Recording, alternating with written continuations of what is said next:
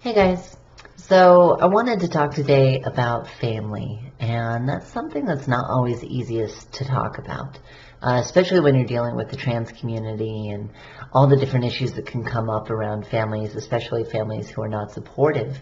It can be a very painful topic, but there's a couple reasons why it's been kind of weighing on me recently, which is why I wanted to come on here and just kind of process some of the things that have been going on.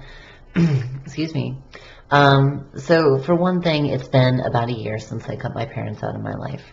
And that was a big decision that I made, and I still feel like it was the right decision. But on top of that, there's like some additional stuff that's been happening. So I'll just come out and say it. Basically, I found out through Facebook a little while ago that one of my cousins, and I have a lot of cousins, by the way, on both sides. One of my cousins is also transgender. And that kind of blew my mind when I found that out. I was like, wait, what? I'm not the only one? I'm not alone? And, statistically, I knew, I have like almost 100 cousins on, if you take all my cousins, like, so statistically, like 10 of them have to be gay. But I just had never found them. And so to find out somebody was not only like LGBT, but also trans was kind of like a, whoa, that's incredible. But they hadn't at this point started living full time or anything like that. It had been a lot of like, maybe just telling some friends and stuff like that. So they were really reaching out to me for support and a lot of questions and things like that. And that's great. Like, I am really glad that I'm able to provide that kind of a support network to somebody in my family, because if I would have had something like that 8 years ago when I transitioned, that would have just made a lot of a difference for me. Like, not knowing that I'm alone in these feelings is such a powerful thing, and to know that you're not the only one in your family can also be very powerful. So that was kind of an interesting little discovery, and I was trying to figure out like what were my thoughts around it, because at the same time, like, I really have not been in contact with very many people in my family at all. I still talk a little bit to my brothers and sisters occasionally, but I haven't talked to my parents, and certainly not my extended family, except a couple cousins who I found on Facebook. And I mean, so that's kind of where my thoughts are on family, though, is for so long, I have been used to not having support of a family and not having parents who have my back, that I created my own family. So I have Morgan, who you can see a picture of right there. That was her birthday present last year. By the way, her birthday is Saturday, so everybody wish Morgan a super happy birthday. But I have her, and she supports me so much. And at the same time, like, her parents are great. They support me. I'm able to go to like holidays at their house. I have really supportive friends who are in my life. Like, I have a support network that is not related to the people who I'm related to by blood. And that has actually worked out really well for me. It has been incredible, the amount of support that I've been able to get. I mean, a lot of it comes from online too.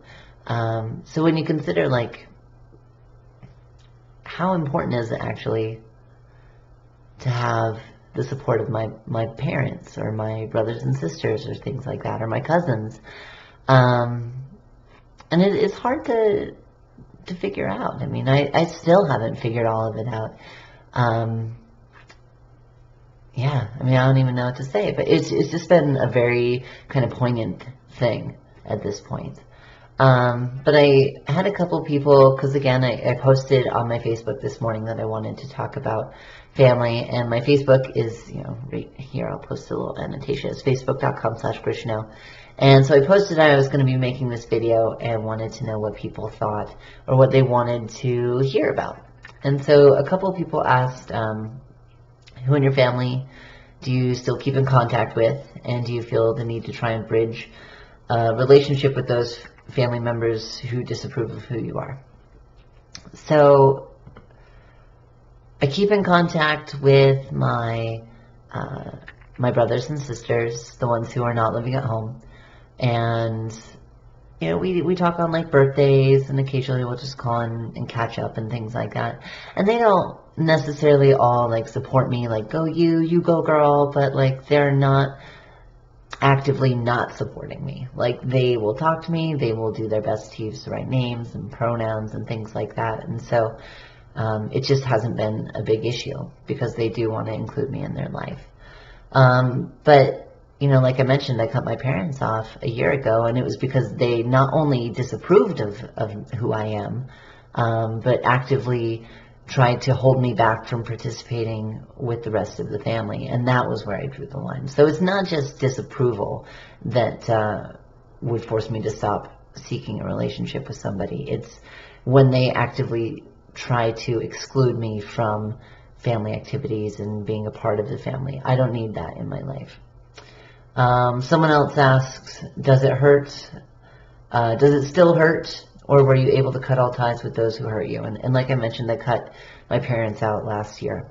But it was interesting. My dad actually contacted me recently. And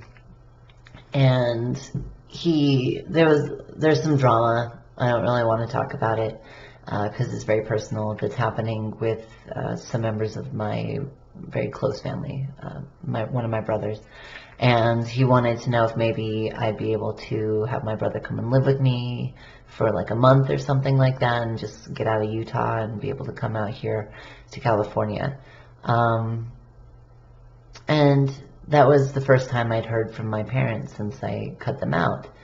And that was, I don't know, like that was very recently. It was in May that I heard from them, and it was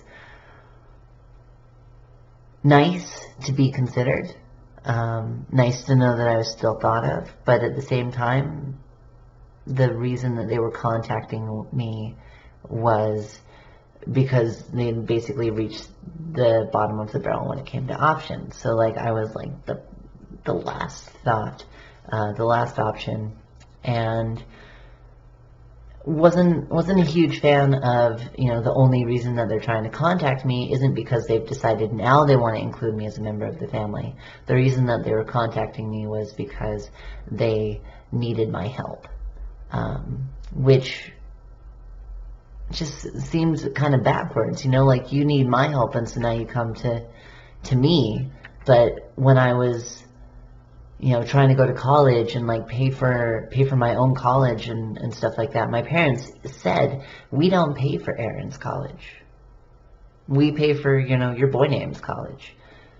And so when I needed them, when I needed their help, they were not there for me. But then when they need my help, I'm supposed to be there for them. And it just seems kind of backwards.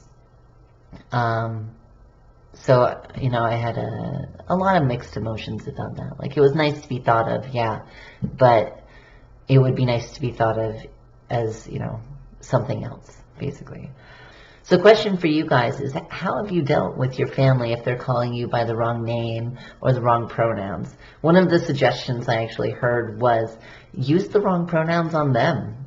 See how they like it. Like if your mom refuses to call you by female pronouns or male pronouns or whatever you prefer, call her him. See how she likes it.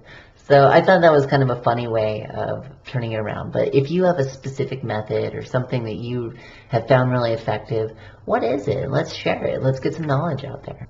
And I'll tell kind of a funny story about one of the last times I went to Utah. I went out to dinner with my dad, and we were just hanging out at a restaurant, and the waitress was coming over, and my dad referred to me as he. But at that point, I looked, sounded, acted like a girl. And so the waitress seemed very confused about what was going on. And in the end, like, it ends up being more awkward for my dad than for me. Like, the waitress probably just thought that he was going senile or something, like, because I didn't make a big deal out of it. It seemed like it was his problem, not mine. Whereas in a situation like that, if I had said, it's she, get it right, like, that would make more of a scene on me than on him. So, you know, it depends on the situation and things like that. I know that, like, some people in my family have tried to get the pronouns right. Some people have not tried.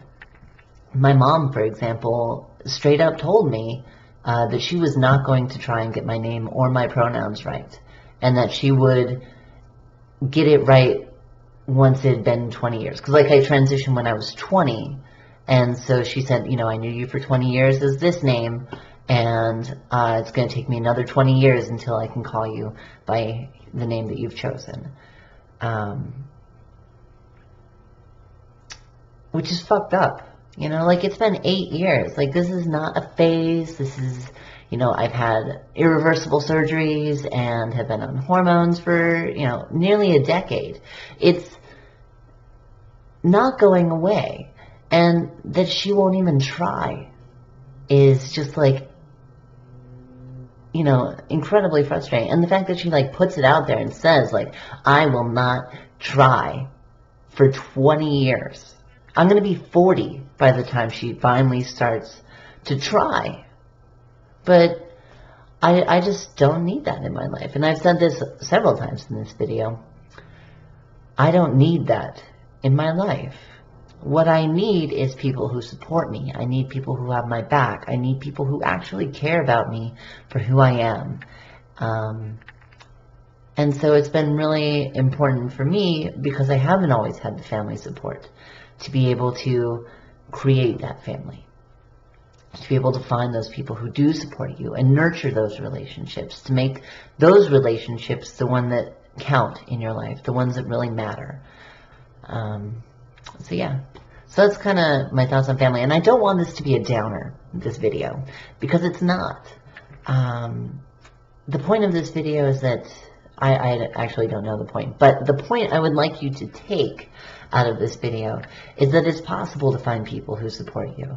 It is possible, even when your family doesn't support you, that you can get support that you need, that you can find people who care about you, that you can find people who will love you for who you are and who will respect you for who you are.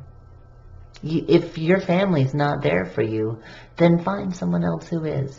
So anyway, thanks for listening, guys. Thanks for you know, being part of my support network and being able to support me in my transition. And I hope I'm able to provide some sort of support back to you guys as well. So great to see you guys. Great to talk. And I'll see you guys around. Bye.